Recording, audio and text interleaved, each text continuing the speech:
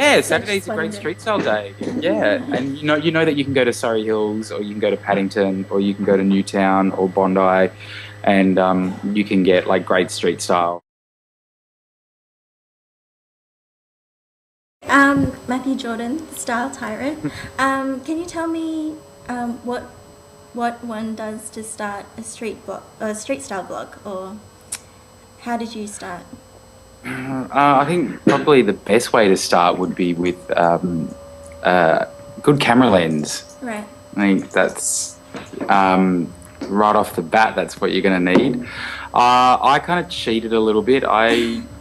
Was, well, I was kind of lucky in that I was approached by Sony, Right. and Sony gifted me my digital SLR Right. via Okay.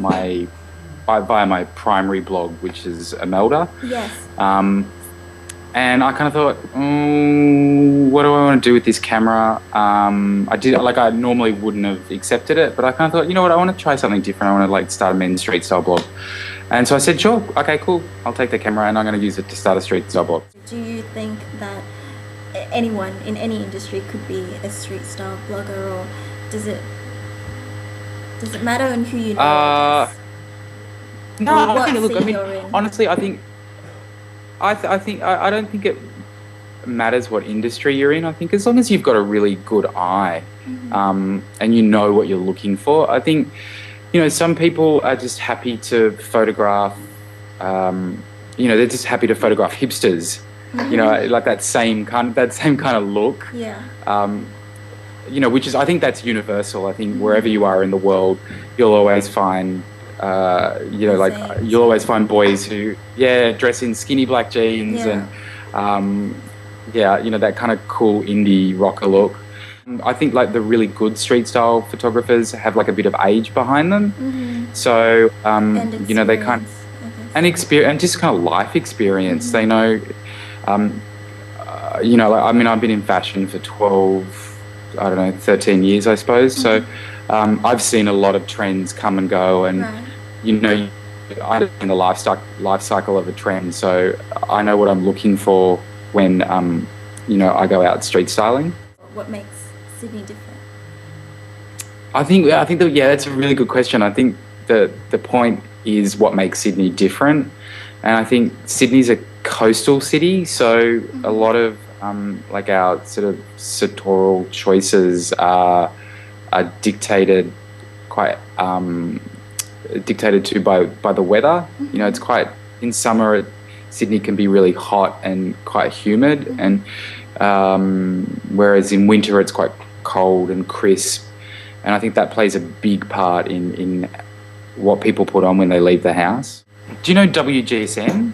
No, not familiar. They're one of the world's biggest trend forecasting agencies, Right, okay. and WGSN have put Melbourne and Sydney kind of as a high priority for content, like for street style content, That's because really interesting. yeah, Is it yeah, a and recent thing, or it's been, I it's think been it's been about forecasted?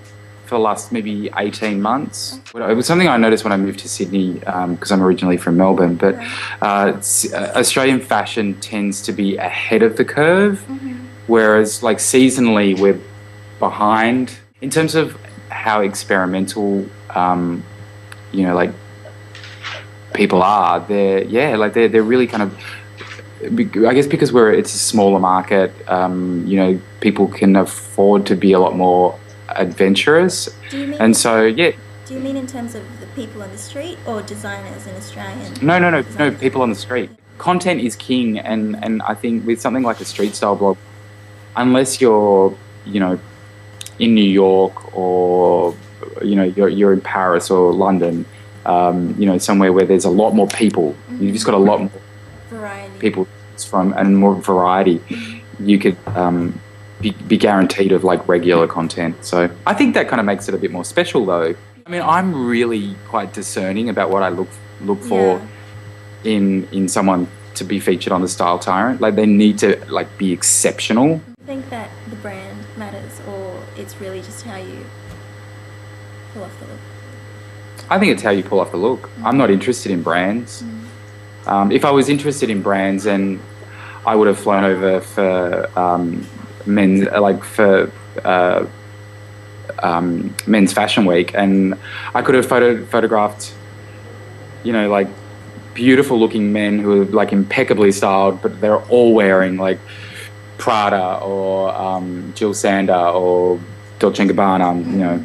I mean, the Style Tyrant is a predominantly male fashion street style blog. Do you think it's harder or easier for men to dress well these days in terms of what's available in stores, or how men are socially perceived if they dress nicely? Look, I think it's a lot easier.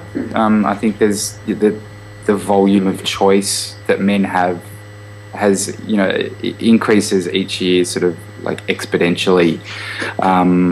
So yeah, it's a lot easier for guys to look really sharp. Do they? Not really. There's a very small percentage of guys who do really take great pride in what they in how they dress. Yeah. In summer, Sydney guys tend to wear shorts and thongs and t-shirts, and it doesn't matter where you are, and it doesn't matter how stylish you are. It's just it's a uniform.